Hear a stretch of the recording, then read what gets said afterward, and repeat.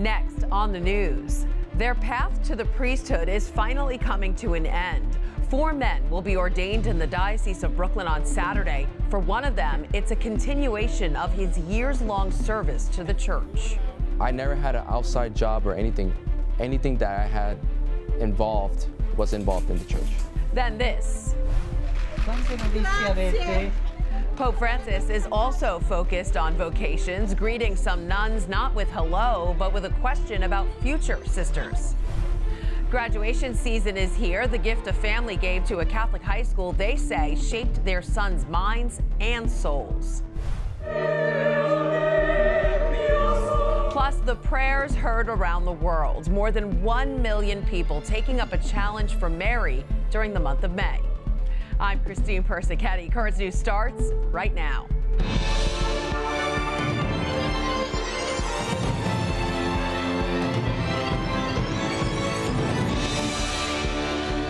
Saturday is the big day. 4 transitional deacons will promise before God and their bishop to serve the faithful of Brooklyn and Queens as priests. We have been following their paths to the priesthood, showing you their different journeys to Saturday's ordination.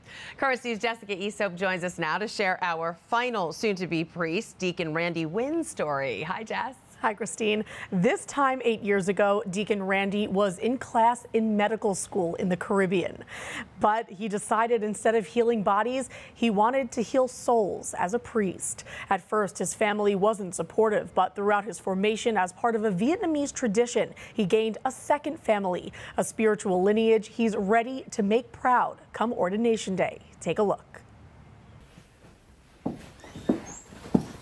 Deacon Randy Wynn's resume doesn't have much variety. He's spent his life serving the church. I was able to altar serve. I was a sacristan, I was a receptionist, part-time secretary. I never had an outside job. Anything that I had was involved in the church. Good thing he's about to be ordained a priest. I'm willing to serve the people of God, to be there with them, not only in times that are joyful, but times when there is difficulty. With a background like his, you might think Deacon Randy's parents pushed him into church service from a young age. But that wasn't the case. He was going against the grain. I was maybe around 7 years old, going around the house. One day I will be a priest. And my mom was like, "What do you mean? I don't want you to be a priest." As I grew up, that was always in my mind. Most teenagers sneak out to go to parties. Deacon Randy was sneaking out to go to catechesis. There were times that I would not tell them and went off with my pastor and have dinners with the bishops and go to these vocational groups to talk more about the priesthood.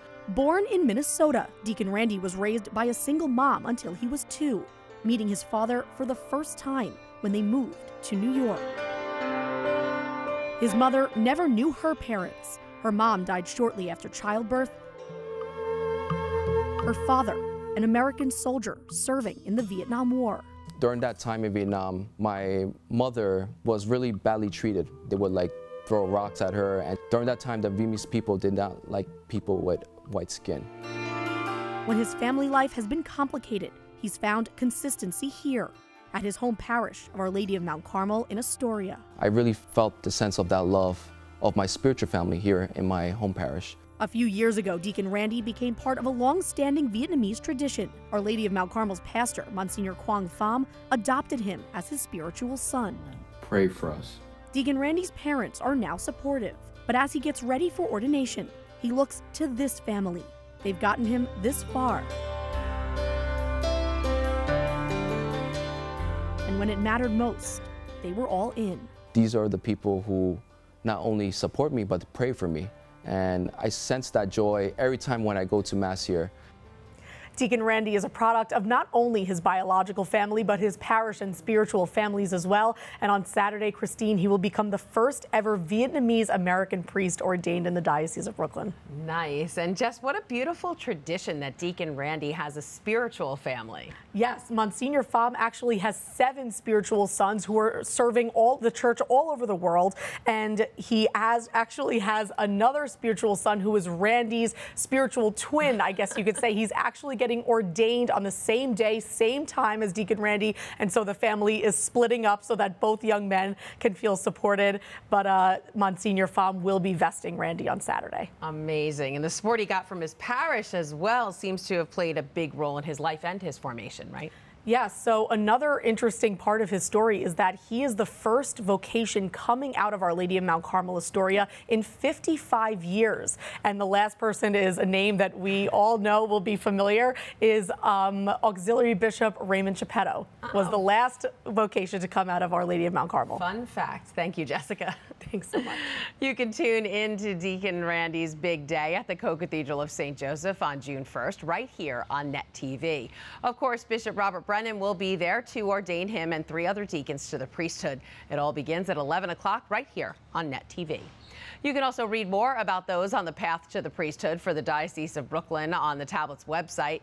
Along with current news, the paper has been introducing you to these soon-to-be priests. Plus, picking up the tablet means you are supporting Catholic journalism, and you don't have to stop there. You can also join the tablet's membership program. To learn more about it and see the full list of all the prizes you can get for your generous donation, just go to thetablet.org/become-a-member. Pope Francis is focused on vocations. While visiting a center run by the Sister Disciples of the Divine Master, the Holy Father greeted the nuns with a specific question. Quante novizie avete? Benvenuto nella nostra casa, Papa Francesco. Quante novizie avete? Quindi abbiamo 3. Però in giro per il mondo ce ne sono tanti. Sì? Dove? Africa, India, Corea. The Pope also met with 90 priests in the Diocese of Rome who had been ordained in the last 10 years. He told the young spiritual fathers those first years of priesthood could be challenging, but the best way to survive is through closeness with God, their fellow priests, and parishioners. Vocations is just one topic the Church in the U.S. touched on in its latest Synod report. The new document detailed the findings of more than 1,000 Synod listening sessions conducted during Lent. This new round of meetings were a request from the Vatican Synod of Bishops after last October's Global Synod meeting. The new report talks about church life, social justice, and vocations. There will be one final concluding session of the Synod in Rome this October. The bodies of 2 missionaries killed in Haiti returned home on Thursday. Davy and Natalie Lloyd were working for Missions in Haiti, a religious organization that runs an orphanage, school, and church in the Caribbean country. It was in that church last week that the couple, along with the missions director, were killed by gunmen. The Lloyds' remains were flown from Haiti to Miami, where their caskets were then put on flights to their families. At the request of their loved ones, their final destination is not being reported. The return home marked the reopening of the island's airport and was the first round-trip U.S. commercial flight in months. Turning now to graduation season. Students across Brooklyn and Queens are preparing to say goodbye to their schools, but the family of one graduating senior is leaving behind a gift for future students. Vincent and Lori Thurer donated $1 million to Brooklyn's Xaverian High School.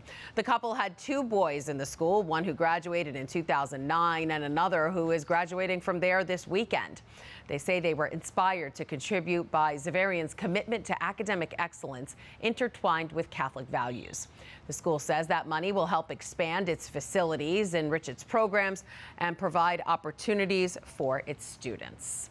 Finally, tonight, a Catholic group issued a challenge this May: pray 1 million rosaries for Mary. We have now learned they well surpassed that goal. The campaign was launched by the Hozana Association, a Christian social network.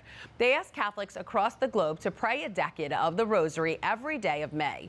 And if 1 million people do so and log it on their app Rosario, those prayers will become roses that will be placed at the sanctuary of Our Lady of Guadalupe in Mexico.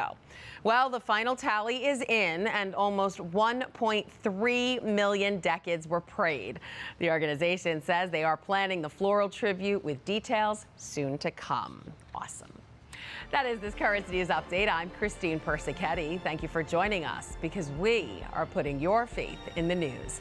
Hope to see you again next time.